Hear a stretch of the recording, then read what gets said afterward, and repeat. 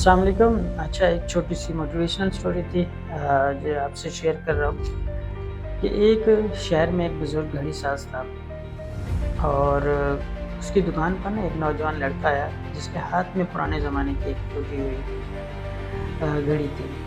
گھڑی کے کانٹے رکے ہوئے، شیشہ ٹوٹا ہوا، پٹا خراب، دیکھ کر لگتا تھا بس کچرے میں پھینکنے والی چیز ہے۔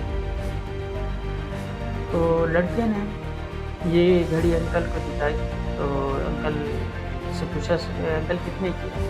انہوں نے کہا شاید یہ 100 روپے کی تھی۔ پھر اس بزرگ نے جن کو انہوں نے گھڑی دکھائی تھی اس نے کہا یہ سامنے والی مارکیٹ میں جاؤ، ایک جو لوہار بیٹھا ہے تو اس کو دکھا کے آؤ۔ وہ لڑکا بھاگتا ہوا اس کے پاس گیا اور اس کو جب دکھایا تو اس نے کہا گھڑی دیکھنے میں نہیں ہے لیکن اس کا لوہا اچھا ہے، میں اس کو آپ کو 200 روپے دوں گا۔ تو لڑکا واپس آیا بزرگ کے پاس۔ بزرگ نے اسے اب کہا کہ اب آپ ایک ایسی جگہ جاؤ جو نا پرانا لوہا کلیکٹ کرتے ہیں، جو پرانی چیزیں کلیکٹ کرتے ہیں، اس کے پاس جاؤ۔ وہ اس کے پاس کلیکٹر کے پاس چلا گیا۔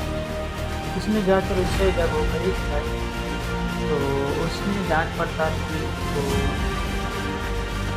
کیونکہ وہ گھڑی 1992 سوئفٹ ماڈل تھی، وہ اس کو دیکھ کر بڑا حیران ہوا اور اس نے اس کو کہا کہ میں آپ کو نا اس کے 50,000 روپے دوں گا۔ لڑکا قیمت سن کے بڑا حیران ہوا کہ اتنا فرق کیسے۔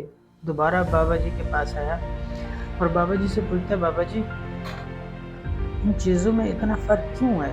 کہ لوہے والے کے پاس میں گیا تو اس نے اس کی قیمت 200 روپے بتائی اور پھر وہ 500 بتائی، تو میں اب دوسرے بندے کے پاس گیا ہوں تو اس نے اس کی قیمت 50,000 روپے بتائی، تو اس میں اتنا فرق کیوں ہے؟